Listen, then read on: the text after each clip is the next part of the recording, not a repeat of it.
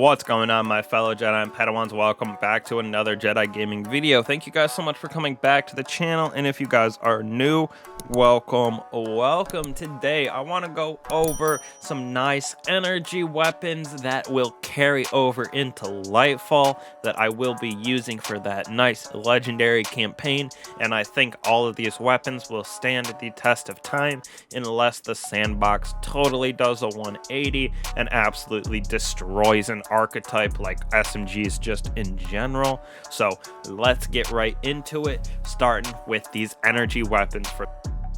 So starting out with these energy weapons, I'm going to give you 3 choices for SMGs, so there are a couple more than are normal. But first off, we're going to go with the Ikelos SMG version 3 for that arc burn, feeding frenzy, volt shot, absolutely gnarly for ad clear, and that arc synergy.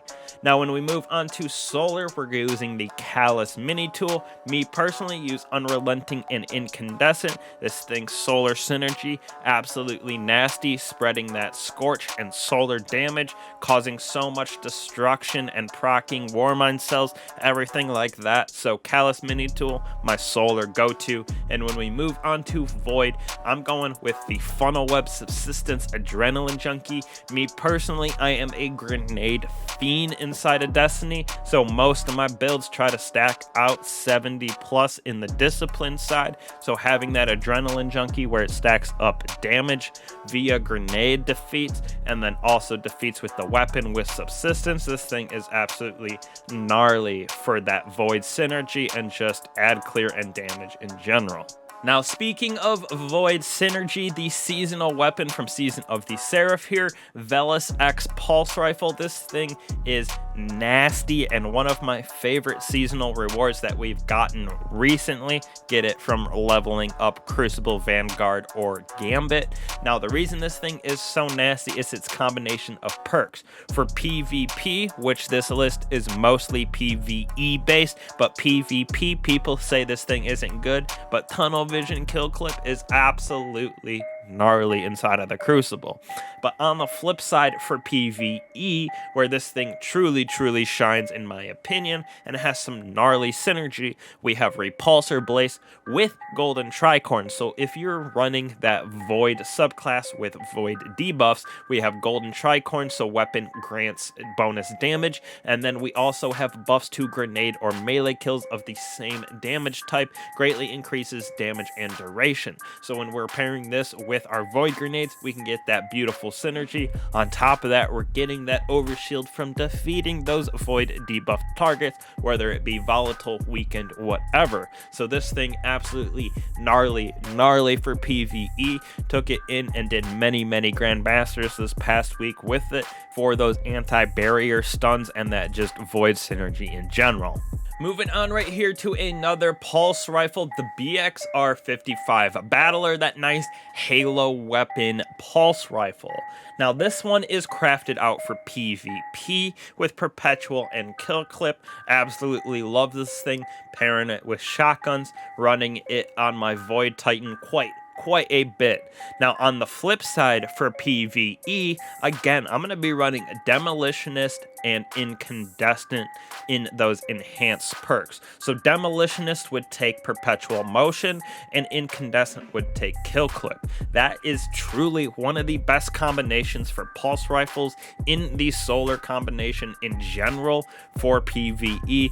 Getting our grenades back and having that spread of Incandescent is absolutely gnarly for ad control. Plus this thing can stun those champions, whatever it may be. Usually we get something for pulse rifles, unstoppable barrier, so this thing comes into both PvP, PvE realm with me. So I think this will be coming again with me into Lightfall, helping me start ahead of the game, and just really gnarly weapon. Next off, moving on to a beautiful grenade launcher in the Forbearance arc wave frame here. This comes from the Vow of the Disciple, but being able to craft this with our enhanced perks that we have on Ambitious Assassin and Chain Reaction allows this thing for some crazy ad clear potential. Because of that, it defeats, we're proccing Ambitious Assassin, which gives us 2 in the magazine, and all of those defeats have that Chain Reaction, so a nice arc explosion going on top of that. So this thing, ad clear potential, S tier, easily take it into a lot of my endgame activities. As you can see, we got that nice shader on it for gold. This thing is beautiful. Next up, we're moving on to a trusty dusty oldie with the Cartesian coordinate solar fusion rifle. Now this thing was used very often inside of endgame for me with that solar synergy. Took it into Spire of the Watcher dungeon actually for my day 1 clear of that, and got some pretty gnarly phases with doing some different fusion grenade builds with this, and Anarchy was a very good go-to, and I still use it with that nice Vorpal weapon on this, giving us that nice 15% damage boost against those bosses, vehicles, guardians. So very good for that endgame activity, breaking those solar shields. Used to use it a bunch inside of the duality dungeon when I would do it more often. So this thing is definitely, as you can see, 3,105 defeats with it.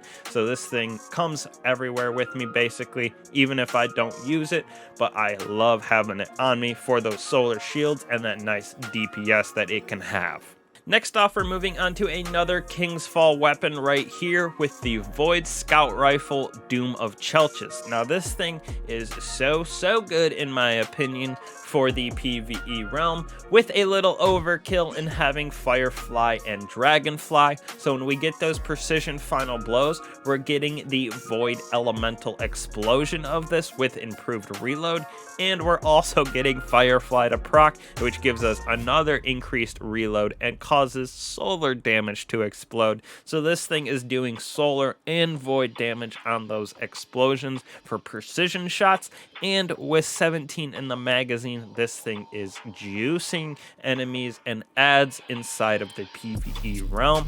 Now I know you do have to run a raid to get this, but totally worth the 5 red borders and crafting this bad boy. I love using this against, like this season, we have those overload champions with scout rifles. So this thing comes in with me for void shields, champions, whatever it may be. Very good end game weapon. And last but not least, which I mentioned in the legendary kinetics, pairing this with Heritage, we have the first in last out slug shotgun with that arc burn. As you can see, haven't used it too much this season, still at 1552, but 4 damage output, and with changes coming, we might get some gnarly shotgun mods, having this thing be able to do jolting, stun champions, whatever it may be. With those other aspects, fragments, I think that this thing is gnarly in damage in itself. We have auto loading and Vorpal, so you can do damage with this shotgun. That's why it was so good inside of doing like Templar stuff like that. You would throw this on with the Heritage, be able to use your entire magazine, switch to Heritage, which had 14 shots, do damage on that, switch back to this, already reloaded because of auto, and we have that nice 15% damage buff to this. So definitely bringing it in with me to Lightfall, seeing how it works with the sandbox changes coming, and especially just in general, this thing does juice for damage inside of PvE. So hopefully y'all have the chance to grab some of these weapons wherever they come from. World drops like first and last out, raids, Crucible, Vanguard strikes, whatever it may be. So hopefully y'all have some of these stashed away in your vault as well, and you can bring some of these starting out Lightfall a little ahead of the curve. So thank you guys so much for that support and watching again. I appreciate y'all, and I catch y'all in the next one. Peace.